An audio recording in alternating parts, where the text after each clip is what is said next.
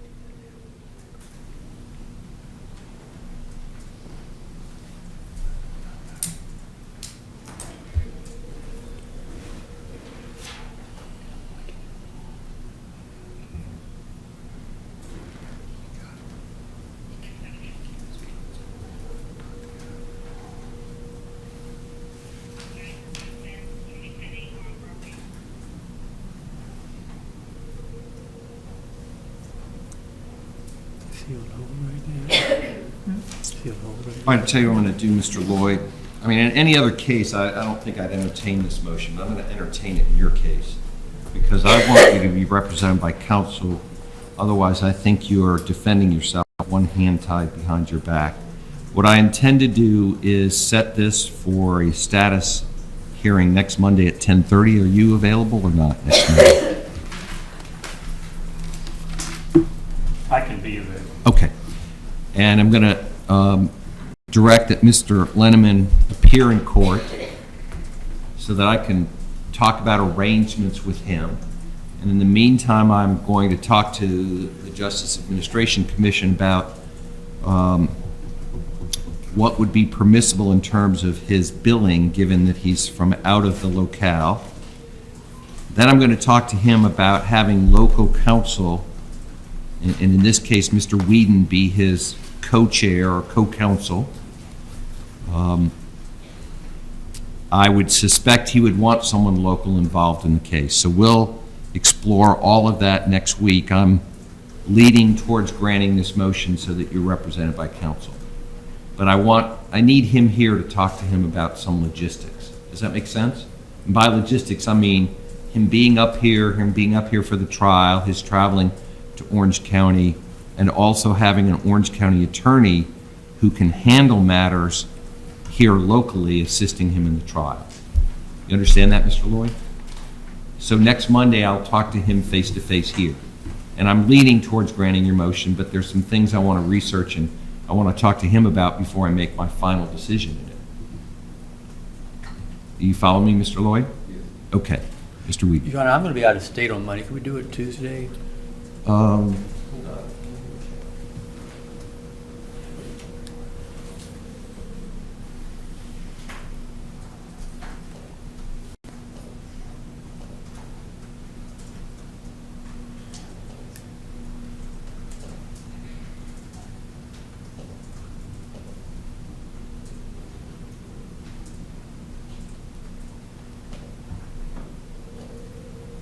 Tuesday's a little tough. What about Wednesday?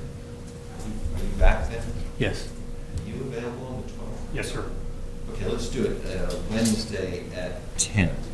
That's Wednesday, April 12th.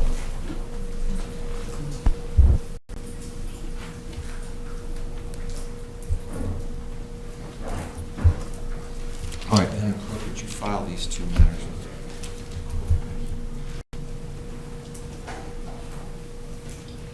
All right, there are motions that the state has filed, so let's take those up. Mr. King, in whichever order you wish to proceed. Well, Your Honor, we have, given what's just occurred, we have discovery that we intended to deliver to the Orange County Jail today, because actually I think Friday was the 15th day. All right. So we're ready to deliver it, but my concern would be, do we deliver it to the Orange County Jail with this pending appointment of counsel occurring next Wednesday? Mr. Lloyd, are you okay if I give the state a little more time to deliver this material because they may deliver it to your appointed counsel? Yeah. Okay. All right. So I'll grant that extension under these circumstances. Okay. And also under the circumstances, I have a motion for a DNA standard from Mr. Lloyd, the typical buccal swab that they do of the mouth to get DNA to compare against other evidence. And again, given the situation with counsel, I don't mind putting that off until we meet, but also, understands we have a speedy trial issue until someone waives it. So, Mr. Lloyd, one of the matters I was going to talk to you today about, and I guess really we should reserve this till next week, but until I scheduled the status next week, our next meeting was April 17th for pretrial conference, which is 14 days from today, where we would talk about all of the logistics to scheduling your trial. And I had a page full of issues to talk to you about in terms of scheduling the trial. My experience, Mr. Lloyd, is that an attorney coming into a case of that's this serious is going to want time to prepare and likely will ask for that time to get ready, which would be a motion to continue and would waive your speedy trial rights. Instead of going into a lengthy conversation with you about that today, whether you were ready, I think the prudent course is to wait to see if you have the attorney who likely is going to need some time to get ready for your case. Does that make sense? Do you understand what I'm saying? Okay. So, I mean, today might be a little shorter than I thought because of this development where really I want to talk to Mr. Lenneman. I want to talk to him about whether I'm going to let him in certain conditions of his appearance, and then whether he's ready to go, which I would be doubtful that he is. I would think he's going to want more time. He's going to want to review the materials that the state has for you, and in all likelihood, he's going to want to question the witnesses that the state will call to the stand, which we call taking their depositions, so that he has some idea what it is that they're going to say. I would be shocked if he says, no, Judge, I'm here, and let's just go, I'm ready to go, without ever having interviewed the witnesses. That would be very unusual. I don't know if you've talked to him about speedy trial. Rather than going into it in detail today, I think we'll wait till next week when he's here. But you understand that likely he's going to want time to get ready for your case. Okay. I'll reserve on the motion to grant DNA samples. Those motions are almost pro forma. I'm very likely to grant it. I also, I have a motion coming too also against Governor Rick Scott and Brad King being appointed because he was appointed to follow the paperwork, but I'll reserve that.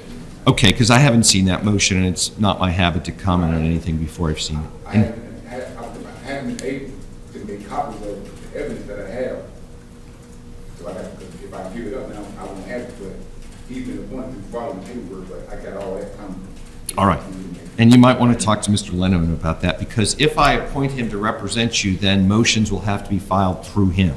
So he would file motions on your behalf as opposed to your then filing motions independently. But we'll talk about that next week. I think you probably understand that. Let me just outline for you in case you do talk to Mr. Lenneman. So initially, we had today's hearing. We had April 17th pretrial, 2 weeks from today, for a May 1st trial, which is extraordinarily quick. And I was going to talk to you about your ability to review discovery, your ability to review case law, your ability to review the rules of procedure, your inability really to question or depose witnesses, and whether you would be ready to go for a May 1st trial.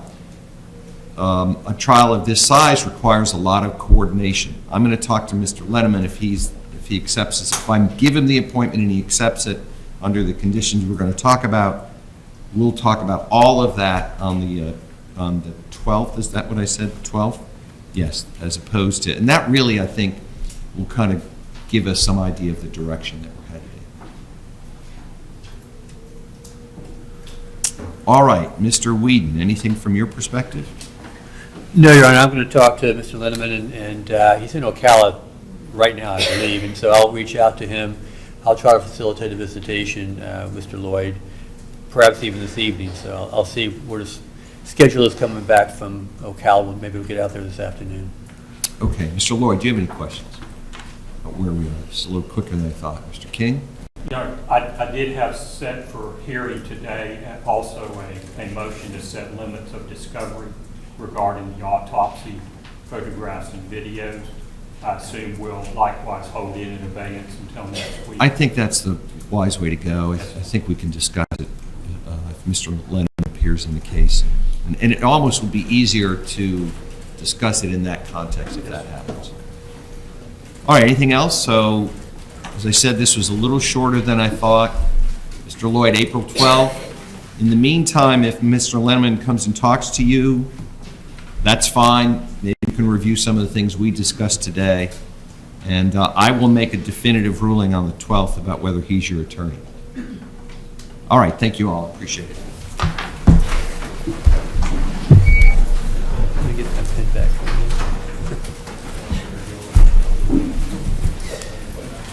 Yeah, that's who called. Okay. And so he said, he'll call me back, so. I'll call